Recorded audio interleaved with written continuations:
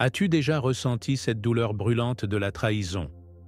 Cette sensation d'avoir été abandonné par ceux en qui tu avais placé toute ta confiance? Ce n'est pas un hasard si tu traverses cette épreuve. Dieu est en train de révéler ce qui était caché. Il expose ceux qui n'étaient jamais destinés à marcher avec toi. Mais attention, ce que tu perçois comme une perte est peut-être le début de ton élévation. Dans la Bible, chaque trahison précède une bénédiction. Joseph a été trahi avant de gouverner. Jésus a été trahi avant de ressusciter. Et toi? Et si cette douleur était en réalité un tremplin divin? Reste bien attentif, car aujourd'hui, nous allons dévoiler la manière dont Dieu utilise la trahison pour te positionner là où il veut que tu sois. Ce que tu vas entendre risque de changer ta perception sur ce que tu vis actuellement. Ce n'est pas une chute, c'est une transition. Ce n'est pas une punition, c'est une préparation. Dieu agit, même si tu ne le vois pas encore. Alors, es-tu prête à voir ce que Dieu est en train de faire dans ta vie? Inscris-toi maintenant sur cette chaîne, active les notifications et reste jusqu'à la fin, car ce que nous allons révéler aujourd'hui pourrait bien être la réponse que tu attendais depuis longtemps. La trahison est une blessure profonde, une douleur infligée par ceux en qui nous avions placé toute notre confiance. Lorsque quelqu'un que l'on aime nous tourne le dos, cela crée un choc, une incompréhension qui nous consume. Mais Dieu, dans sa sagesse infinie, voit au-delà de cette souffrance. Il connaît les intentions des cœurs et sait que tout ce qui nous arrive fait partie d'un plan divin. Dans la Bible, nous voyons des exemples clairs de cela. Jésus-Christ lui-même a été trahi par Judas, un homme qui marchait à ses côtés, qui partageait ses repas, mais dont le cœur était rempli de duplicité. Cette trahison n'a pas surpris Dieu. Elle faisait partie du dessein divin pour la rédemption de l'humanité. De la même manière, si tu as été trahi, sache que Dieu n'ignore pas ta douleur et que ce qui semble être une injustice aujourd'hui pourrait être une protection déguisée. Souvent, la trahison survient au moment où l'on s'y attend. Le moins, ce n'est pas un ennemi lointain qui nous blesse, mais quelqu'un que nous aimions, un ami, un proche, une personne en qui nous avions placé une confiance aveugle. Cette douleur est réelle et profonde. Mais Dieu nous enseigne que tout ce qui est caché finira par être révélé. Luc chapitre 8, 17. Rien n'échappe à son regard, et aucune trahison ne peut rester impunie devant sa justice. Tu ressens peut-être un sentiment d'abandon, comme si Dieu t'avait laissé souffrir seul. Mais il est important de comprendre que même dans ces moments d'épreuve, il est là, observant, agissant en coulisses. Chaque larme versée, chaque cri silencieux est entendu par le Seigneur. Il connaît la douleur de la trahison mieux que quiconque, car son propre peuple l'a rejeté à maintes reprises. Parfois, Dieu permet la trahison pour nous protéger. Nous avons tendance à nous attacher à des personnes qui, en réalité, ne font pas partie du plan que Dieu a pour nous. Nous nous accrochons à des relations toxiques, à des amitiés qui freinent notre croissance spirituelle, à des alliances qui nous éloignent de notre destinée. Alors, dans sa souveraineté, Dieu permet que certaines vérités éclatent au grand jour. Il retire des personnes de notre vie non pas pour nous punir, mais pour nous préparer à quelque chose de plus grand. N'as-tu jamais remarqué que certaines trahisons ont été le début d'un renouveau dans ta vie? Joseph, trahi par ses frères, aurait-il atteint la place que Dieu lui avait destinée s'il était resté chez son père? Non. Ce qui semblait être une tragédie était en réalité une transition divine vers l'élévation. La douleur de la trahison est une épreuve, mais c'est aussi un test de foi. Vas-tu laisser l'amertume t'envahir, ou vas-tu remettre cette souffrance entre les mains de Dieu? Vas-tu chercher vengeance, ou vas-tu faire confiance à la justice divine? C'est ici que ta relation avec Dieu est mise à l'épreuve. Il est facile de louer Dieu quand tout va bien, mais lorsque l'épreuve arrive, c'est là que se mesure la véritable foi. La Bible nous enseigne à ne pas nous venger nous-mêmes, mais à laisser la colère de Dieu agir. Romains 12, 19. Il sait exactement comment rendre justice à ses enfants. Ce que nous percevons comme une perte peut être une délivrance déguisée. Si Dieu a permis cette trahison, c'est qu'il prépare quelque chose de plus grand pour toi. il est important de se rappeler que tout ce que nous traversons a un but spirituel. Rien n'arrive par hasard lorsque nous marchons avec Dieu. La trahison peut être un moment de rupture, mais aussi un moment de révélation. Elle nous oblige à nous recentrer sur l'essentiel, à nous appuyer davantage sur Dieu, à discerner qui sont réellement ceux qui nous entourent. Peut-être que cette douleur que tu ressens aujourd'hui est le prélude à ton élévation spirituelle. Ce que tu vis en ce moment est difficile, mais Dieu ne laisse jamais une épreuve sans consolation. Son plan est parfait, et si tu lui fais confiance, il transformera cette blessure en une bénédiction inimaginable. La trahison est une douleur amère, un coup porté par ceux que l'on croyait être des piliers de notre vie. Mais as-tu déjà réfléchi à la manière dont Dieu transforme les blessures en tremplin? Prenons l'exemple de Joseph, vendu par ses propres frères, Genèse 37, 28. À leurs yeux, il était perdu, destiné à l'oubli. Pourtant, Dieu utilisait cette trahison pour le mener à un destin plus grand, celui de gouverneur d'Égypte. Ce qui semblait être une injustice, une déchirure irréparable, était en fait une porte ouverte vers l'accomplissement du dessein divin. De la même manière, lorsque tu es trahi, ne vois pas seulement la douleur de l'instant. Dieu ne permet jamais une blessure sans y attacher une leçon, une croissance, une opportunité d'élévation. Le diable veut que tu restes enfermé dans la blessure, paralysé par l'amertume, rongé par la vengeance. Mais Dieu veut que tu vois au-delà de la trahison. Il ne t'a pas abandonné, il te prépare. Peut-être as-tu perdu un emploi à cause de quelqu'un en qui tu avais confiance. Peut-être as-tu été rejeté par des amis qui t'ont tourné le dos. Ce que tu vis n'est pas une fin en soi, c'est un passage. Tout comme Joseph, qui est passé du cachot au palais, ta souffrance actuelle peut être la fondation de ton avenir glorieux. Chaque trahison est une épreuve, un test de foi. Ceux qui restent ancrés en Dieu voient leur douleur transformée en puissance, car leur confiance est placée non pas dans les hommes, mais en celui qui ne faillit jamais. Regarde la vie de Jésus-Christ. Il a été trahi par l'un de ses disciples, renié par Pierre, abandonné par ceux qui le suivaient. Et pourtant, cette trahison était nécessaire pour accomplir la rédemption de l'humanité. Sans la trahison de Judas, la crucifixion n'aurait pas eu lieu, et sans la crucifixion, il n'y aurait pas eu résurrection. Dieu permet parfois que les hommes te trahissent pour te repositionner, pour te purifier et t'élever vers une destinée qui dépasse ce que tu imaginais. La douleur de la trahison devient alors un instrument de perfectionnement spirituel, un moyen de t'endurcir pour ce qui est à venir. Ce qui semble être une chute peut être le tremplin de ton ascension. Ne laisse pas la trahison te briser, laisse-la te fortifier. Si Dieu t'a permis de traverser cela, c'est qu'il voit en toi une force que tu ignores. Il façonne ton caractère, affine ta foi et élargit ta vision. Les trahisons révèlent souvent qui sont réellement les gens autour de toi. Certaines personnes ne peuvent pas aller avec toi là où Dieu t'emmène. Il doit d'abord te détacher de ceux qui ne sont pas faits pour ton avenir. Joseph a vu ses frères à genoux devant lui après des années de souffrance, prouvant que Dieu renverse toujours les situations en faveur de ceux qui lui restent fidèles. Genèse 42, 6. Ainsi, au lieu de pleurer sur ce qui a été perdu, commence à louer Dieu pour ce qui arrive. Ce n'est pas un accident, c'est un repositionnement. La trahison n'est qu'une étape, un passage, un test, pour voir si tu es prêt pour la prochaine dimension que Dieu a prévue pour toi. Garde les yeux sur lui, ne laisse pas l'amertume s'installer, et regarde comment il va transformer ce qui était censé te détruire en une bénédiction au-delà de ton imagination. Quand on est trahi, notre premier réflexe est souvent de réclamer justice immédiatement. On veut voir ceux qui nous ont blessés payer le prix de leurs actes. On veut une réparation rapide, un signe que Dieu a vu l'injustice.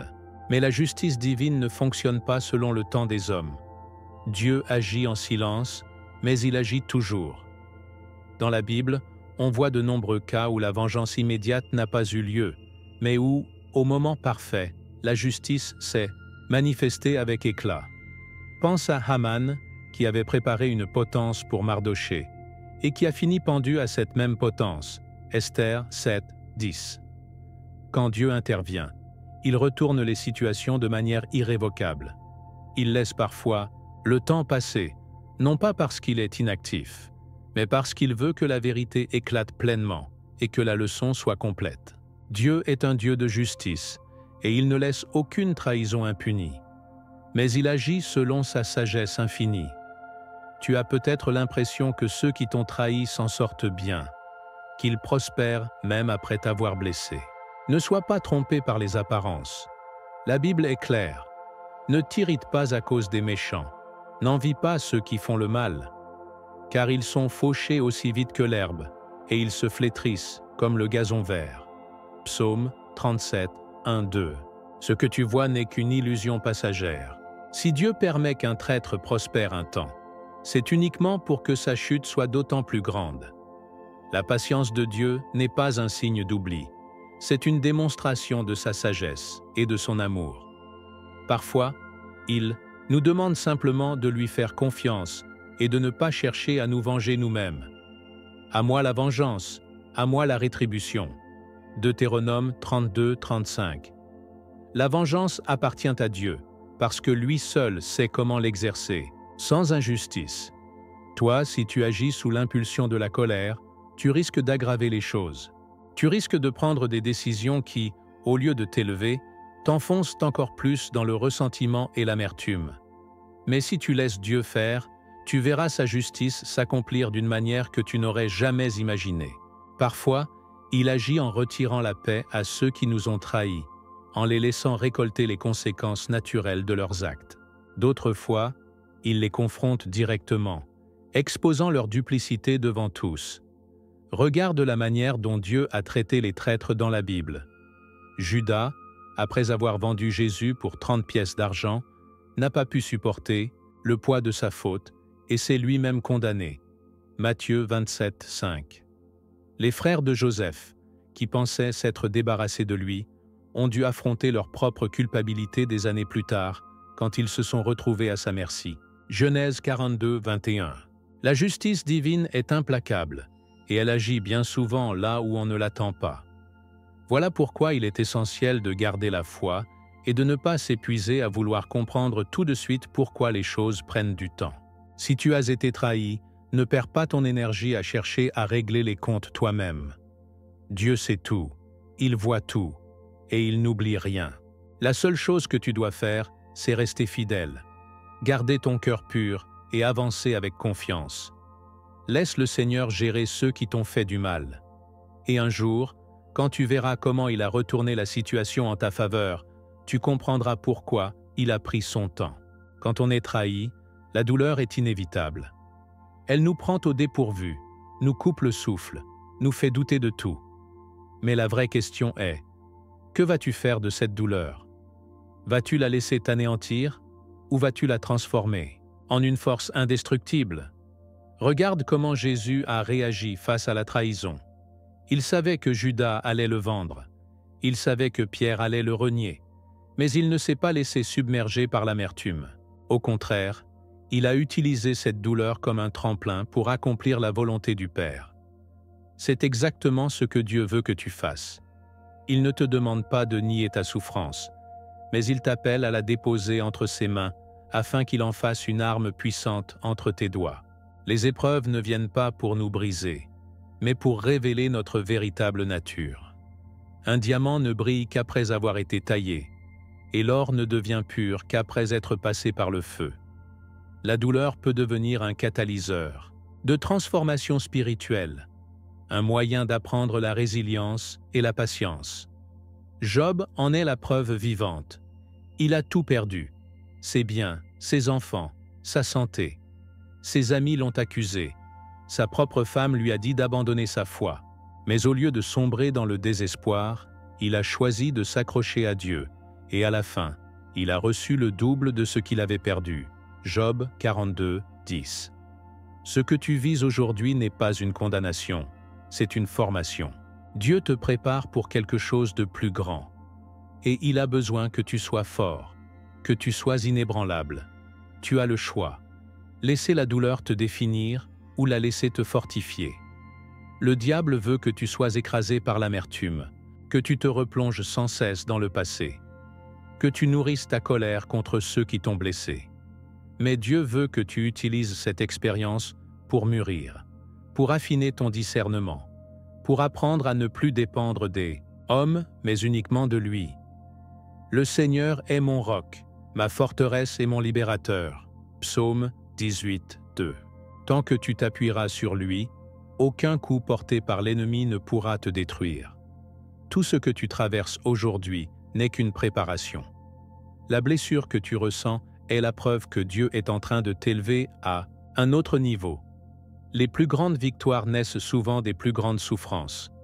Joseph a pleuré dans le puits, mais il a fini gouverneur. David a fui pendant des années, trahi et pourchassé, mais il a fini roi d'Israël. Jésus a été crucifié, humilié, abandonné, mais il est ressuscité dans la gloire. Il y a une constante dans le plan de Dieu. L'épreuve précède toujours la gloire. Si tu es dans la douleur aujourd'hui, c'est que tu es en pleine transformation. Tu n'es pas en train de perdre. Tu es en train d'être façonné pour quelque chose de plus grand. Regarde ta souffrance non pas comme une fin, mais comme une transition vers ton élévation. Alors, que vas-tu faire maintenant? Vas-tu pleurer sur ton sort ou vas-tu te lever et marcher vers ta destinée? Ce que tu vis n'est pas une punition, c'est une formation divine. L'ennemi a voulu te faire croire que cette douleur allait te détruire, mais en réalité, elle est en train de te rendre plus fort. Garde les yeux sur Dieu, avance avec foi et regarde comment il va transformer cette trahison en une bénédiction. Et si la trahison que tu as subie était en réalité une bénédiction déguisée? Tu vois, nous avons souvent une vision limitée des événements. Nous nous accrochons à des relations, à des situations, à des personnes que nous croyons indispensables à notre bonheur. Mais Dieu, dans sa sagesse infinie, sait exactement qui doit rester et qui doit partir. La Bible nous enseigne que toute chose concourt au bien de ceux qui aiment Dieu. Romains 8, 28. Cela signifie que même la trahison, même la douleur, même l'injustice peuvent être utilisées par Dieu pour nous propulser vers un avenir meilleur. Parfois, il permet que certaines personnes nous trahissent, non pas pour nous blesser, mais pour nous libérer de ce qui nous retenait. Pense à Abraham et Lot. Ils marchaient ensemble, unis dans leur voyage, mais un jour, leurs chemins ont dû se séparer.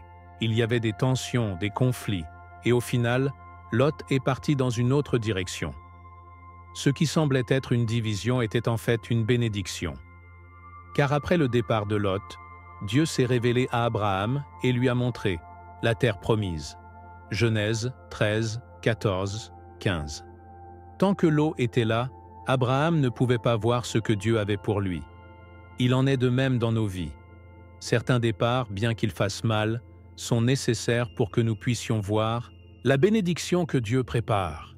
Nous avons parfois du mal à comprendre pourquoi certaines personnes nous quittent, pourquoi certains amis nous trahissent, pourquoi des opportunités que nous pensions essentielles nous échappent. Mais si Dieu permet une perte, c'est parce qu'il a quelque chose de plus grand en réserve. Joseph aurait-il pu devenir gouverneur d'Égypte s'il était resté auprès de ses frères? Certainement pas. Il devait être vendu, il devait être trahi, il devait passer par l'épreuve pour atteindre sa destinée. De la même manière, ce que tu perds aujourd'hui pourrait être la condition pour que Dieu t'élève demain. Si tu continues de pleurer sur ceux qui sont partis, tu risques de passer à côté de ceux que Dieu est en train d'envoyer dans ta vie. Si tu t'accroches à ce qui est brisé, tu ne pourras pas recevoir ce qui est nouveau. Jésus a dit « On ne met pas du vin nouveau dans de vieilles outres » Matthieu 9, 17. Certaines relations appartiennent à une saison qui est terminée. Dieu enlève certaines personnes non pas parce qu'il veut te punir, mais parce qu'il veut te préserver. Il connaît les cœurs mieux que toi. Il sait qui est réellement fidèle et qui ne l'est pas. Alors aujourd'hui, au lieu de pleurer sur ce qui semble être une perte, commence à louer Dieu pour ce qui arrive. Si une porte s'est fermée, c'est parce qu'une plus grande va s'ouvrir. Si quelqu'un t'a trahi, c'est peut-être parce que Dieu voulait que tu cesses de dépendre des hommes et que tu places ta confiance uniquement en lui. Regarde cette épreuve non pas comme une malédiction, mais comme une préparation. Ce que tu considères comme une blessure aujourd'hui sera demain le témoignage de la puissance de Dieu dans ta vie. Tu as maintenant compris que la trahison n'est jamais la fin de l'histoire, mais le début d'un repositionnement divin. Dieu voit tout, il sait tout, et il n'abandonne jamais ceux qui lui font confiance.